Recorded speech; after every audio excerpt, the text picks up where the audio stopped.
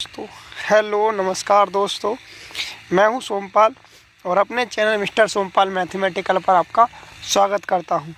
तो आज हम लोग हिंदी के टॉप 60 क्वेश्चंस देखेंगे, जिसमें जो हर एग्ज़ाम में आते हैं और मोस्टली ज़्यादातर एग्ज़ाम में आए हुए हैं। ठीक है, तो इनको देखेंगे और सभी इम्पोर्टेंट हैं। आप भी इसके आंसर देखें लगा के कि आपकी कितनी तैयारी है एग्ज़ाम की। ठीक है, तो चलिए क्वेश्चन स्टार्ट करते हैं। तो देखते हैं पहला क्वेश्चन। पहला लिखा है कि अंग्रेजी भाषा को भारत में शिक्षा के माध्यम से आरंभ किया गया। तो आरंभ जो किया था वो किसने किया था? लॉर्ड मैकाले ने। किसने आरंभ किया था? लॉर्ड मैकाले ने इसको आरंभ किया था। ठीक है, लॉर्ड मैकाले ने इसको आरंभ किया था। ठीक, नेक्स्ट देखते हैं दूसरा क्वेश्चन।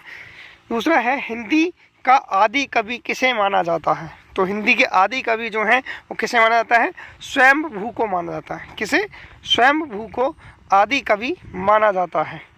ठीक, नेक्स्ट क्वेश्चन। हिंदी का प्रथम उपन्यास कौन सा है? बहुत इंपॉर्टेंट क्वेश्चन है, हर एग्जाम में ज़्यादातर मोस्टली पूछा गया है।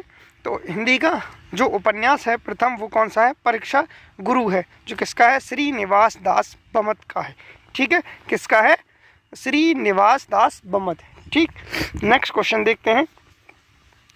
हिंदी का प्रथम एकांकी कौन सा है? तो हिंदी का प्रथम एकांकी जो है वो कौन सा है? एक घूंट। कौन सा है? एक घूंट जो है इसका हिंदी का प्रथम एकांकी है। ठीक, एक घूंट। उसके बाद हिंदी का प्रथम पत्र कौन सा है? वो सॉरी पात्र लिख गया है। तो हिंदी का प्रथम पत्र कौन सा है? तो हिंदी का प्रथम पत्र है उद्दंड मार्तंड। ठीक है, कौन सा है? उद्दंड मार्तंड। ठीक, अब नेक्स्ट है हिंदी की प्रथम पत्रिका कौन सी है? तो हिंदी की प्रथम पत्रिका है वो है संवाद कौमुदी। कौन सी है? संवाद कौमुदी। ठीक है, कौन सी है? संवाद कौमुदी। ठीक, प्रथम पत्रिका। अब नेक्स्ट देखते हैं। तो नेक्स्ट क्वेश्चन है हिंदी की वर्णमाला में कितने स्वर होते हैं? सम स्वर होते हैं और कितने स्वर होते हैं? तो हिंदी की वर्णमाला में 11 स्वर होते हैं। कितने स्वर? 11 स्वर होते हैं और 33 सम स्वर होते हैं। ठीक, कितने? 11 स्वर और 33 सम स्वर होते हैं। ठीक है, नेक्स्ट। हिंदी के किस समाचार पत्र में खड़ी बोली को मध्य देशीय भाषा कहा गया है? तो वो क्वेश्चन है हमारा कौन सा है? बनारस अखबार में ये कहा गया है कि हिंदी कैसी है? खड़ी बोली को क्या कहा है? मध्य देशीय भाषा है। ये हिंदी क्या है? मध्य देशीय भाषा है। ठीक, तो नेक्स्ट क्वेश्चन है इसका हमारा कि हिंदी के प्रथम कवि कौन है? तो हिंदी के प्रथम कवि जो हैं वो हमारे हैं सिद्ध सरहपा। कौन है? सिद्ध सरहपा, जो कि 9वीं शताब्दी में थे। ठीक है, नेक्स्ट देखते हैं। नेक्स्ट है हिंदी के प्रथम गद्यकार कौन है? तो हिंदी के प्रथम गद्यकार जो है वो कौन है? लल्लू लाल। बहुत इंपॉर्टेंट है ये। अब देखते हैं नेक्स्ट क्वेश्चन कि हिंदी के सर्वप्रथम गीत लेखक कौन है? हिंदी के सर्वप्रथम गीत लेखक कौन है? तो वो है विद्यापति। कौन है? विद्यापति। ठीक है, कौन है? विद्यापति। ठीक, नेक्स्ट। हिंदी के सर्वप्रथम दैनिक समाचार पत्र कौन सा है? तो हिंदी का सबसे सर्वप्रथम जो है दैनिक समाचार पत्र जो है वो कौन है? सुधा वर्षण। कौन है? सुधा वर्षण। ठीक है, अब आता है हिंदी के सर्वप्रथम प्रकाशित पत्र का नाम क्या है? सर्वप्रथम प्रकाशित हुआ था उस पत्र का नाम है उद्दंड मार्तंड। ठीक है, क्या है? उद्दंड मार्तंड। नेक्स्ट है अजंता की गुफा किस धर्म से संबंधित है? तो अजंता की गुफा किस धर्म से संबंधित है? बौद्ध धर्म से। किस धर्म से? बौद्ध धर्म से संबंधित है अजंता की गुफाएं। ठीक, उसके बाद आता है अटल बिहारी वाजपेयी हिंदी विश्वविद्यालय कहाँ है? अटल बिहारी वाजपेयी हिंदी विश्वविद्यालय कहाँ स्थित है? तो वो स्थित है भोपाल में। भोपाल कहाँ पर है? मध्य प्रदेश में। ठीक है, नेक्स्ट। अतीत के चलचित्र के रचयिता कौन है? तो अतीत के चलचित्र के रचयिता कौन है? महादेवी वर्मा है। ठीक है, कौन है? महादेवी वर्मा। अपभ्रंश का वाल्मीकि किसे कहा जाता है? अपभ्रंश का वाल्मीकि किसे कहा जाता है? तो स्वयंभू को कहा जाता है। किसको कहा जाता है? स्वयंभू को। ठीक, स्वयंभू को क्या कहा जाता है? अपभ्रंश का वाल्मीकि कहा जाता है। नेक्स्ट है अपभ्रंश भाषा के प्रथम व्याकरणाचार्य कौन थे? तो अपभ्रंश के प्रथम व्याकरणाचार्य कौन थे? हेमचंद्र थे। कौन थे? हेमचंद्र। ठीक। नेक्स्ट, अपभ्रंश में कृष्ण काव्य के प्रणेता कौन है? तो पुष्पदंत है। कौन है? अपभ्रंश के में कृष्ण काव्य के कौन है? कृष्ण काव्य के हैं तो पुष्पदंत है। कौन है? पुष्पदंत। ठीक। नेक्स्ट है, अबला जीवन हाय तुम्हारी यही कहानी, आंचल में है दूध और आंखों में पानी। उपयुक्त पंक्तियों में किस काव्य की है? जो उपयुक्त पंक्ति दे रखी है वो किस काव्य की है? तो वो यशोधरा काव्य है, उसकी पंक्तियां हैं ये। ठीक। नेक्स्ट है, अभिलेखों का अध्ययन क्या कहलाता है? जो अभिलेख होते हैं हमारे उसका अध्ययन क्या कहलाता है? तो एपिग्राफी कहलाता है। क्या कहलाता है? एपिग्राफी। ठीक है। अमे हलाहल मद भरे श्वेत श्याम रत्नार, जियत मृत झुक झुकी परत जय चितवत एक बार। तो प्रस्तुत पंक्ति के रचयिता कौन है? तो इसके पंक्ति रचयिता है रसलीन। कौन है? रसलीन है। ठीक। नेक्स्ट है, अमीर खुसरो ने किसके विकास में अग्रणी भूमिका निभाई है? तो अमीर खुसरो ने जो भूमिका निभाई है वो खड़ी बोली में निभाई है। ठीक। अमीर खुसरो ने जिन मुकरियों, पहेलियों और दो सुखनों की रचना की है उसकी मुख्य भाषा क्या थी? तो अमीर खुसरो की मुख्य भाषा क्या थी? खड़ी बोली। ठीक है। नेक्स्ट है, अवधी भाषा के सर्वाधिक लोकप्रिय महाकाव्य का क्या नाम है? तो अवधी भाषा में लिखा हुआ है वो है रामचरित मानस। क्या है? रामचरित मानस। ठीक है। अब देखते हैं नेक्स्ट, अशोक के फूल निबंध संग्रह के रचनाकार हैं। तो अशोक के फूल के रचनाकार कौन है? हजारी प्रसाद द्विवेदी। कौन है? हजारी प्रसाद द्विवेदी हैं। ठीक। नेक्स्ट, अष्टछाप के सर्वश्रेष्ठ भक्त कवि कौन है? तो अष्टछाप के सर्वश्रेष्ठ भक्त कवि हैं सूरदास। कौन है? सूरदास हैं। अष्टछाप के भक्त कवि सूरदास हैं। आँख की किरकिरी होने का क्या अर्थ है? तो आँख की किरकिरी होने का अर्थ है आप ये लगना। ये कंफ्यूज में कर देता है क्वेश्चन, ये वाला क्वेश्चन बहुत इंपॉर्टेंट है। ठीक है। उसके बाद आता है आंसू काव्य के रचयिता कौन है? तो आंसू किसकी रचयिता है? रचना है करी हुई वो जयशंकर प्रसाद ने लिखी है। ठीक। नेक्स्ट, आंचलिक रचनाएं किससे संबंधित होती हैं? तो आंचलिक रचनाएं जो हैं वो किससे संबंधित होती हैं? क्षेत्र विशेष से संबंधित होती हैं। किससे? क्षेत्र विशेष से संबंधित होती हैं। आचार्य रामचंद्र शुक्ल ने त्रिवेणी में किन 3 महाकाव्यों की समीक्षाएं प्रस्तुत की है? तो वो 3 हैं, सूर, तुलसी और जायसी। कौन कौन है? सूर, तुलसी, जायसी। अब देखते हैं क्वेश्चन नंबर 32। तो 32 में क्या लिखा है? लिखा है कि आत्मजयी के रचयिता कौन है? तो आत्मजयी के रचयिता जो है वो कौन है? कुंवर नारायण है।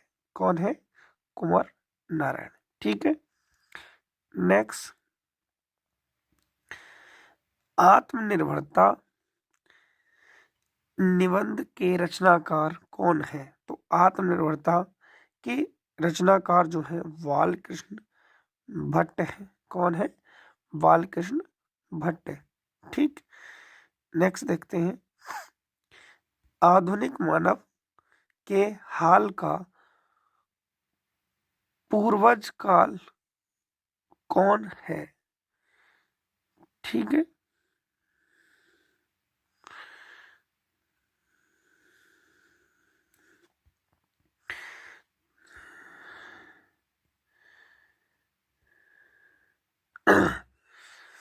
अब देखते हैं कि आधुनिक मानव के हाल का पूर्वज कौन है? तो इसके आधुनिक मानव के हाल का पूर्वज कौन है? तो उसके पूर्वज हैं क्रो-मैग्नन मनुष्य। कौन है? क्रो-मैग्नन मनुष्य है। ठीक है। अब देखते हैं आधुनिक युग की मीरा किसे कहते हैं? आधुनिक युग की मीरा किसे कहा जाता है? तो महादेवी है जिनको आधुनिक युग की मीरा कहा जाता है। आधुनिक मीरा। अब है आधुनिक युग के चरण कौन है? तो आधुनिक के चरण कौन है? रामधारी सिंह दिनकर आधुनिक युग के चरण कहे जाते हैं। आंध्र प्रदेश की राजकीय भाषा कौन है? तो ये बहुत इंपॉर्टेंट क्वेश्चन है। आंध्र प्रदेश राजकीय भाषा कौन सी है? तेलुगु है। ठीक है, उसके बाद देखते हैं, क्वेश्चन दे रखा है कि आसमान पर चढ़ाने का अर्थ क्या है? कि जो आसमान पर हम चढ़ा दें उसको, तो उसको बोलते हैं अत्यधिक प्रशंसा करना। किसी की यदि आप अत्यधिक प्रशंसा करते हैं तो उसको कहते हैं कि आसमान पर चढ़ा दिया उसको। ठीक है, नेक्स्ट क्वेश्चन, इतिहास शब्द का शुद्ध विशेषण क्या है? तो इतिहास शब्द का शुद्ध विशेषण है ऐतिहासिक। ठीक, उसके बाद क्वेश्चन है ईदगाह कहानी के रचनाकार कौन है? तो ईदगाह कहानी किसकी है? प्रेमचंद, मुंशी प्रेमचंद की ईदगाह कहानी है। नेक्स्ट है उर्दू किस भाषा का शब्द है? उर्दू जो है किस भाषा का शब्द है? तुर्की भाषा का शब्द है। ठीक है, नेक्स्ट एक नार पिया को भानी तनबा को सगरा जो पानी, यह पंक्ति किस भाषा की है? तो ये किस भाषा की है? ब्रज भाषा की पंक्ति है। कौन सी भाषा की है? ब्रज भाषा की पंक्ति है। ठीक है, नेक्स्ट, एक भारतीय आत्मा किसे कहा जाता है? तो वो किसे कहते हैं? माखनलाल चतुर्वेदी को एक भारतीय आत्मा कहते हैं। ठीक है, नेक्स्ट आता है ऑस्ट्रिक भाषा समूह की भाषाओं को बोलने वालों को क्या कहा जाता है? तो ऑस्ट्रिक भाषा जो बोलते हैं उनको क्या कहते हैं? किरात कहते हैं। क्या कहते हैं? किरात। कटकटान कपि कुंजर भारी दो भुज दंड तम की महिमारी डोलत धरनी सभा पद खसे चले बाजी भय मारुत ग्रसे। तो प्रश्न पंक्तियों के रचयिता कौन है? इसके रचयिता है तुलसीदास। कौन है? तुलसीदास। ठीक है, अब आता है कठिन काव्य का प्रेत किस कवि को कहा जाता है? तो केशव दास को कठिन काव्य का प्रेत कहते हैं। कथा सम्राट किसे कहते हैं? कथा सम्राट किसे कहते हैं? तो प्रेमचंद्र को कथा सम्राट कहा जाता है। कबीरदास की भाषा क्या थी? कबीरदास की भाषा कौन सी थी? सदुक्कड़ी। कौन सी थी? सदुक्कड़ी भाषा थी कबीरदास की। ठीक है, नेक्स्ट है कलम का सिपाही किसे कहा जाता है? तो कलम का सिपाही मुंशी प्रेमचंद्र को कहते हैं। कलम की सिपाही क्या है? कलम की सिपाही क्या है? कलम की सिपाही एक जीवनी है। क्या है? जीवनी है। ठीक, कवि कालिदास की अभिज्ञान शाकुंतलम का हिंदी अनुवाद किसने किया? तो हिंदी अनुवाद किया था राजा लक्ष्मण सिंह ने। किसने किया था? राजा लक्ष्मण सिंह ने किया था हिंदी अनुवाद। नेक्स्ट है कस्तूरी कुंडल बसे किसकी आत्मकथा है? कस्तूरी कुंडल बसे किसकी आत्मकथा है?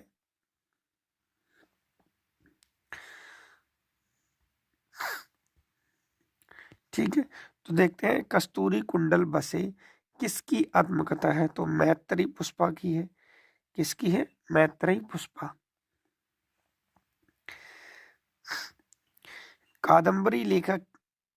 कादंबरी के लेखक कौन है?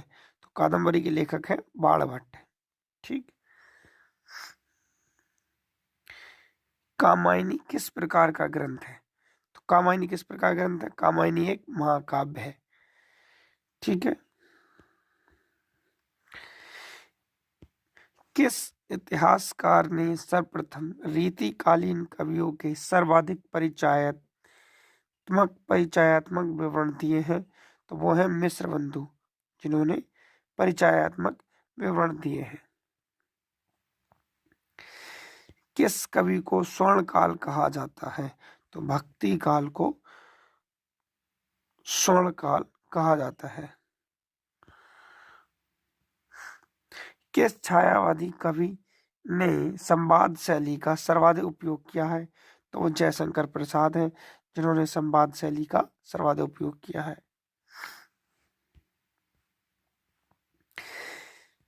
किस देश में अधिकतम संख्या में भाषाएं बोली जाती हैं? तो वो है हमारा भारत। ठीक है। रामधारी सिंह दिनकर किस रस के कवि माने जाते हैं? तो रामधारी सिंह दिनकर वीर रस के कवि माने जाते हैं। रामधारी सिंह दिनकर को किस रचना के लिए ज्ञानपीठ पुरस्कार मिला था? तो किस रचना के लिए मिला था? उर्वशी के लिए मिला था। ठीक, यही हमारे क्वेश्चन थे। तो उम्मीद करता हूं आपको ये क्वेश्चन अच्छे लगे कि आपने अच्छी तरह से इनको समझा होगा। इस प्रकार नेक्स्ट वीडियो में हम देखेंगे, ठीक है, और अधिक क्वेश्चन इम्पोर्टेंट जो कि सभी परीक्षा के लिए दृष्टि से इम्पोर्टेंट होंगे। तो कृपया मेरे चैनल को लाइक और सब्सक्राइब जरूर करें। Thank you.